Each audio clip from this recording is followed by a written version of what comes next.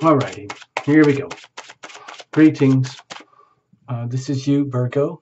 This is Tarot Lumination, and this is your June 2018 Love and Relationship Mini Generic Report. Okay, so we're going to use a crucible spread specific for Tarot Lumination, and it's on the understanding that there's you, dear Virgo, a significant other, and a third entity itself called a relationship. And in a healthy, loving relationship, both parties understand that they have this structure, this entity, and they invest in the relationship. They live through the relationship. They make decisions through the relationship, always in consideration of the other. You'll see when it comes out in a little bit. You know the routine. Watch for your sun, moon, and rising, and then reinterpret the whole thing to suit yourself. You know, squish it all together into one comprehensive story that works for you. Now, if you've got a big cluster, if you're all Virgo, Virgo, Virgo, Virgo, sun, moon, rising, that's a whole different story. It might be very intense for you. Let's have a look. Before we get into it, let me make some notes here. I've been doing it with all the signs this month because, well, I've just been doing it. So there you go. But anyway, just a point here, Virgo, this is June. It's mostly like Gemini season. So by definition in the astrology, that's kind of a hard square to your sun. So it's sun squared sun. So you might feel challenged through the month, most of it. And then through the end, things will soften up and become more gentle as the sun moves into the Cancer season towards the end of the month. So I'm just going to point this out. This is just generic information out there, the same for anybody, everybody, anywhere. So don't take it personally. At the very beginning of the month, May 30th, June 1st, June 2nd, there was a big fat grand water trine in play right now, and then there will be this grand kite, which is the same grand trine with a sweet fleeting moment of the Cancer Capricorn opposition laying on top of it. So it looks like a beautiful kite. It's very supportive, nutritious, for awareness and new understandings in anything. So we're dedicating this to love and relationship. Okay. So that's very supportive, even though we're under the Gemini sun right now. Now, the next thing is we've got a very hard square going on between Gemini and Pisces around June the 6th. And I forgot if it's the moon or whatever, but it's probably with Neptune. You have to remember that, you know, not a lot of people are mentioning this in reports, but Neptune is one of the big outer planets, and it moves very slowly. And for you, Virgo, it's in Pisces, so it's sitting at maximum expression around 15 degrees right in the middle of your 7th house of relationship. So in some ways we can have the idealization of a relationship, something very beautiful, very, very spiritual, very pure in terms of the love dynamic itself, very high frequency love, pretty rare on this planet, frankly, to be able to operate at those frequencies. And of course, typically on the shadow side, we're going to have all the challenges that go with it. When something is so sacred, so divine, so cherished, so potentially beautiful, it has the possibility to be anything and everything else but that.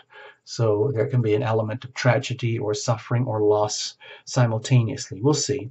For the rest of the month, it's the same for every other report I've done here. We've got the Aquarius, there's an Aquarius Leo square thing going on. We've got Aquarius Leo with the Scorpio side, and then with a Taurus side somewhere. It's over here too with Taurus. So that's a lot of heavy, heavy squares, but they're not hitting at you directly, okay? No, nothing, no direct hits there. It might be very stressful at the end of the month because we got a massive grand square and a big T square sort of simultaneously. And then things shift towards the Cancer energy, Cancerian sun energy, which are much more harmonious for you. It's still going to be choppy. There's a lot of choppy things going on. So I'll just show this to you very slowly through the screen so you can have it as a reference point. These are the calendar moments that I picked out personally for my own references, so you might want to take note of them. Trigger points, days that might have extra stress or extra joy. All right. So there we go. I just wanted to put that into the reading for fun, just as a little bit of flavor, like spice, appetizer. I hope it uh, goes down well. I hope you can get something out of it. Cards are well shuffled in advance. No jumpers, no flyers, no oracles, no reversals. The cards are beautiful the way they're originally painted. I think I mentioned we're doing a crucible spread from Tarot Lumination. It's on the understanding that there's you, dear Virgo, a significant other, and the relationship itself, a third entity that has its own life purpose, its mission, its energy, its identity. Now, singles can also watch this too. People do write in and ask. If you want to, you can do that, but it's on the understanding that you have to apply the laws of attraction specifically, knowing that you radiate energy and the universe is a mirror and energy is reflected back to you. So everything over here would be kind of what if, like who's out there and what would they be like, that kind of thing. All right. So give me a second here. I need to feel comfortable. Bring your angels in. All right. Bless this reading. Bless these cards. Tarot Illumination is working as a team here. Okay, it's not just to yell. I've got a whole like invisible team. All right, so I'm asking you to bring yours in too. Make this a team effort so we can maximize these little readings. Okay. All right. And remember, the core theme with Tarot Illumination is all about love and healing, and bringing the healing power of love into your life and through it, and then you own it, and then you can radiate it outwards. Okay. Here we go. Cards are shuffled. We're going to cut them up, and then we're going to do the spread. All right, here we go. Ooh, wow, that was a big fat cut there. All right, this would be you, Virgo, love and relationship frequencies that you're resonating, okay? Over here would be those frequencies of a significant other. Over here, going deep inside of you, heart and soul energy. Over here, going deep inside of the other heart and soul energy. And then here, going to the core, the crucible itself, the core, the joint ownership, let's put it that way. Okay, this is something that you guys own between you. And in a healthy, loving relationship, you're very aware of that, and you deliberately invest in the relationship, always allowing for the other, making decisions together, bouncing back and forth between each other as to how you're going to grow and nurture this thing, as opposed to what are we trying to get out of each other. Over here, prospects, momentum. Over here, we're going to look at circumstantial energy, call it the weather, the planets, your environment, whatever you want. Okay. So we've got the Seven of Pentacles here. So this is an indication. My feeling here is that with the Gemini Sun, in technically speaking, hard square with the Virgo Sun energy, or if you want to look at Moon or rising energy, it's a good time for appraisals, evaluations, understanding. No shame or judgment here, but taking a very clear look at what's not working, and being really honest about it, understanding all the wonders and gifts and talents and everything that you guys have so far. Remember, this is about you, Virgo. I'm not doing a couples reading here. It's all about you in the context of a significant other and the relationship that you share. So this is about you, okay? Your environment, your weather, your surroundings. It's an indication that your surroundings are giving you a chance, telling you this is a really good time to take stock. Take stock. Don't be hard on yourself.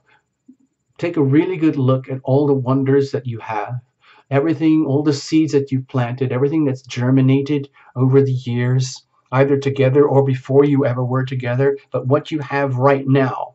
And then also understand, what is it that's in the way? What obstacles are there? Are there weeds growing in the background? Are there things that need pruning and tucking? Is everything out of control that needs to be brought into control? Have everything's gone amok? Has everything gone amok? Have we lost? Are we losing the harvest? Are we gaining the harvest? It needs to be understood. Okay, Virgo, it needs to be understood and appraised and evaluated, and then an action plan would be really helpful here. And okay, in other words, we figured out what's not working. Let's make a list and figure out how we're going to fix this. Okay. So that to me is very good news. I'm very glad to see that card over there. All right, here we go. What are you radiating? Okay. All right. So again, I'm taking this back. I'm going to blame the planets. I'm just going to say that you have a right to blame the Sun in Gemini and Neptune in Pisces right now. You can do that officially. I'm not saying to do that with your whole life. It's just that for the convenience of this reading, uh, my feeling is that with the Eight of Swords here, there might be this tug of war resistance, like this, like almost like sense of deep tension going on, where you're perfectly aware of the challenges. You're perfectly aware of all the assets and gifts and the resources that you have, all the value that you have to a significant other, and all the value that a significant other has to you. And the question is, what does this mean? What is the definition of how this works out in a loving relationship? Is everything being eaten up by rotten weeds and fungus and mold? Or is everything growing nicely, and are we on top of these things and playing to our strengths? And like what this is showing right now is that almost the feeling of being stuck in a maze, because this, although it looks fairly benign, it's actually quite challenging, and it could be extremely hard to pin down what exactly is not working. Where exactly are the flaws? Where are exactly the roots of the weeds that are tangle things up? How are we going to remove the obstacles that limit the fruition and the growth of all the bounty that you share with yourself and a significant other? That becomes a very serious question all of a sudden, as opposed to something like, I wonder what's going on. No, this is deadly serious. So my feeling here is that you know this to the point where you're almost quaking, to the point like, I don't know if I can handle it. It's almost too much. Maybe it's like when things have like grown out of control, like so much has gone on, but no long-term plans for weeding, pruning, tucking, repairs, and maintenance have been put into place or institutionalized as part of a daily practice. And you realize that some of the limiting factors can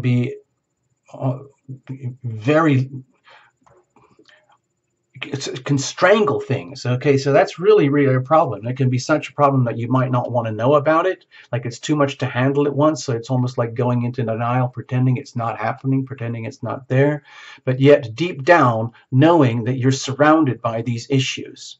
Now, these are not issues that cannot be solved. These are just issues, and they just happen in everyday life, in every relationship, sometime, somewhere, somehow, because all of us have those parts and periods in relationships where we kind of let things go to pasture. We just let things go wild, and we don't bother because we're focused on this part or that part or that part.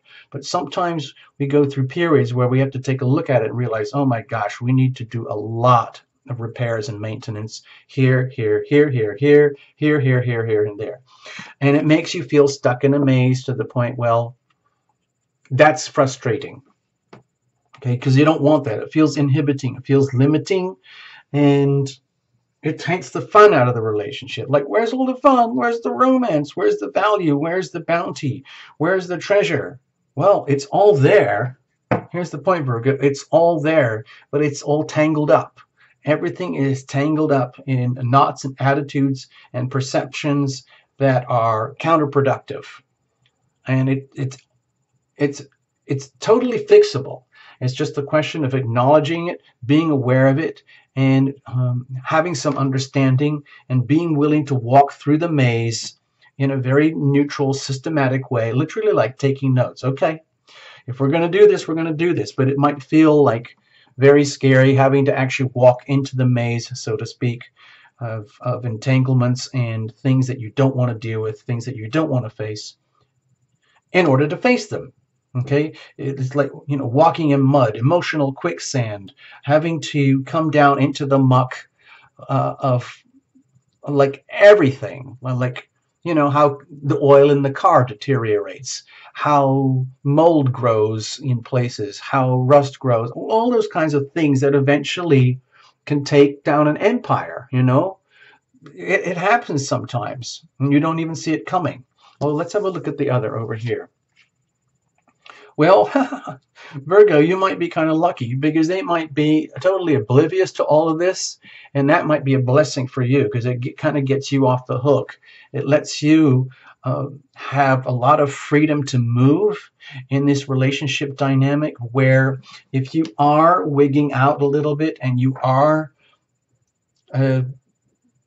let's say, caught in a maze, and you're not sure about what to do or how to do it or where to go, left or right, up or down. Am I entangled or am I just confused? Am I lost or am I falling to pieces? Whatever it is the relationship falling to pieces? Is it my fault? Is it their fault? Or is it just how things grow? Whatever that is, eventually you're going to have to deal with it and figure it out. But for the time being, it looks to me like you're very lucky to be with someone who's with you anyway, regardless. It's almost like they are completely immunized from your own personal issues that are going on inside the context of a relationship, because they might be like, they could be very closely on your wavelength, but the experience might be very, very different. Okay? Like, in some movies, you get a point of tragedy or something like that, and somebody's watching it and they laugh and they think, oh God, I saw that coming. And the other person could be crying their eyes out and thinking, oh my God, it's so tragic. And then you both look at each other like, what? How didn't you get that? Why aren't you crying your eyes out? Why aren't you laughing? Anyway, those are the absurdities of things that happen inside people as individuals, and we have to allow that for that in a relationship. So it looks to me, Virgo, that you're very lucky to have someone who's absolutely like just fine with how things are. Whether you're having a really rough time or whether you're having a great time, they're there for you anyway, and they are looking. It's almost like it doesn't matter what happens. It's just this joyful adventure for them, and it's all infused with like, come on, let's go, let's go, let's go. What's holding you back? And you might be thinking, oh, I don't know. Maybe my feet are tangled in the weeds. Maybe I'm all confused about where we're going. And it's just like, who cares? We're going. It's an adventure. It's a journey. Let's do this. Hey, come on, it's fun. Oh, I don't know. I don't know. I don't know if I can do this. I don't know if I can handle it. What are you doing wrong? Or what? No, it's not you. It's not you to blame. It's me. I know it's all me. It's all my fault. Oh, what was me? Oh dear. Oh dear. Oh dear.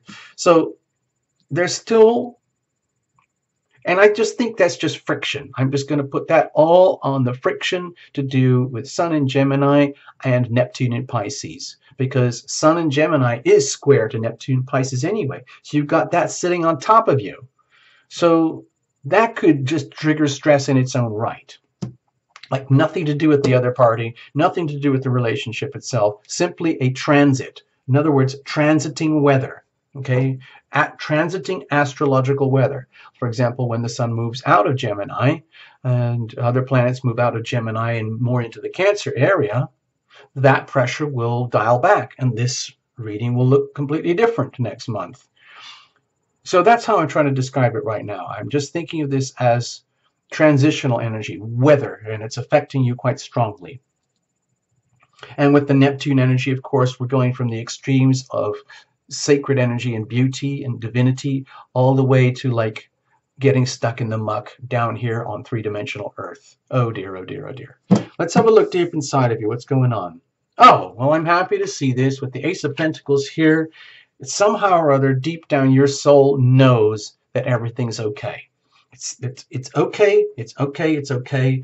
We're gonna have a brand new start, new beginning anyway. And luckily, you got the other one going like, finally, they get it. That's so cool. Come on. It's like, come on, let's go. This is going to be so much fun. And you, dear Virgo, you know that. You can sense that. But sometimes it takes the energy of a complete lunatic, a completely wild and courageous, fearless, someone who is completely oblivious to how awful and things and entangled can be.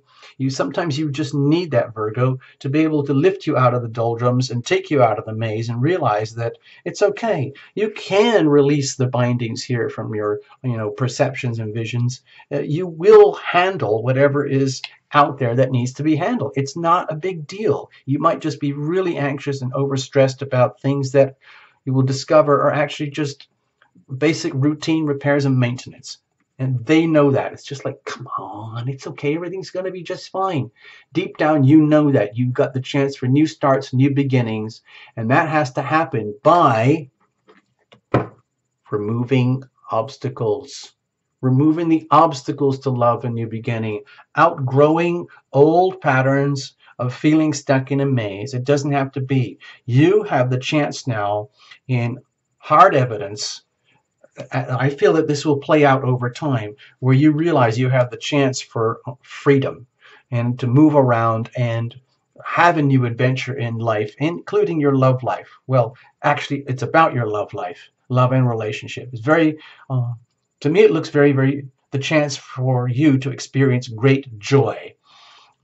And it's very much contingent upon their being with you in a very loving, pure, and innocent way that has nothing to do with how stressed you are. Okay. And you know that you are going to be on the receiving end of the evidence of love. Love is as love does. Actual evidence that they are really there for you, even in the ways that may not make any sense to you right now. Like, why on earth will they be with me? There's no chance, but they're still here. I don't get it. I don't get it. Well, Virgo, it's time to understand that sometimes love is just what it is, and they just love you unconditionally. Okay? So let's have a look deep inside of them. Okay. Okay. Well, in some ways, this looks good, even better, because it looks to me like they're putting everything into this. To me, it looks like they are conducting themselves with a sense of, to me, it looks like extreme, simple confidence, knowing that they have the goods, the ingredients, the values, the beliefs, the strengths, the understanding, the courage, the integrity, the honesty at a core level that is extremely nutritious for you, Virgo. Very, very nutritious and comforting for you. And very, very stabilizing for you, even though they might appear to be a very destabilizing character from another perspective. In other words, if you're feeling that all these stressful ingredients here that need to be removed, and your fear of handling all this because it's just almost feels overwhelming, they're not freaking out at all. They're just fine with the way things are. It's not their problem. It's like, well, you're the one with the problem. Duh. Come on, everything's fine. Look at me. Look what I've got. Look what I'm bringing to the table. And then deep down in your soul is going like, oh my gosh, this is awesome. This is awesome. This is awesome. I cannot understand why they want to be with me, but because there are so many problems. There are so many problems with us. But I don't care. Do you see me? Does it look like I care? No. Because I got all this. I'm indestructible. So anyway, let's have a look at the core here. Okay. Good. Good. Good. More pentacles. I love seeing these pentacles here. To me, it looks like the relationship dynamic between you guys, between you, Virgo, and this significant other, is very, very good for you, in that it gives you a chance to create a sense of independence for yourself in the context of a very loving relationship. In other words, you get a really, really solid game plan, physical, real-life evidence that you, in a very loving way, get to be with someone else in a very loving way who loves you exactly as you are, with all of your errors and flaws and misgivings and fears and anxieties. And maybe it's time for you to love yourself a little bit more so that you can allow yourself to be accepted by this character over here. Because what happens is it creates a sense of to me, it looks like individuation here. The Nine of Pentacles, realizing that you, in the context of this loving relationship with this kind of bizarre character here, gives you a chance to really become yourself, evidentially, not in concept, not as a dream or a theory or whatever, but in actual fact. In other words, you get to own more and more and more of your life by realizing so much of it is to do with uh, understanding the obstacles. And they are there. They're bringing all their resources to the table, to the relationship, so that you have the chance to remove the obstacles that inhibit you, because there are no obstacles here. It's they understand you and accept you as you are, and their presence and their gift of themselves to you is allowing you the chance, the new opportunity, deep at the soul level, to really claim what really works for you, at the soul level. In terms of evidence, you might have like a list of specific things that you feel you are, that you want to be, how you want to be. And certain things in life, my feeling is this, I'm very adamant about this at Terra Lumination, is that there are certain types of evolution, spiritual healing, growth, and mutual growth that can only occur in the context of a deeply loving, committed relationship. You can have an amazing career without a loving relationship. You can have jobs, you can have kids, you can have homes, you can have cars, you can have adventures without a loving relationship. But there are certain things that cannot occur in your life, in your world, without a loving relationship. And that's what this is all about here. There's very, very strong evidence of love, is as love does, uh, that whatever you need to do in order to manifest and realize what would constitute a loving relationship for you is now right here for you. The opportunity is right here. It is unfolding for you. It might be a uh, very shaky, uncomfortable, choppy kind of process as you come to this awakening, but it's very, very good for you. Let's have a look at this. Okay, see what I've said? I mean, I'm not trying to like force the issue here, but it puts you in a position where let's just say you give Terra Illumination some room and you think, you know what, maybe he's not insane after all. Maybe this makes sense. There's a lot of evidence here that love is as love does.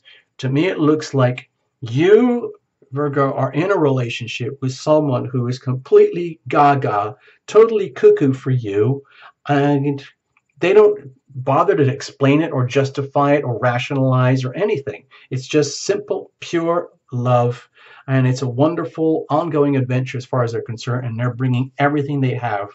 And it's very nutritious for you. It creates a relationship dynamic that gives them a lot of freedom to be themselves and provides a lot of nutrition for you to be your full self. And what is it that defines victory and success for you, Virgo? Perhaps it's something like what I just said there. You getting the chance to be really, really you. And they're here for you. They are truly here for you. Okay? I don't want to mess this up by saying anything more. So I'm just going to leave it like that. You can reinterpret however you want. We've got a nice little story here, and it kind of works. I really like this story. Thank you so much, dear Virgo. Thank you for visiting Terra Illumination. All the best. We'll see you again in Cancer season over in July. Bye-bye.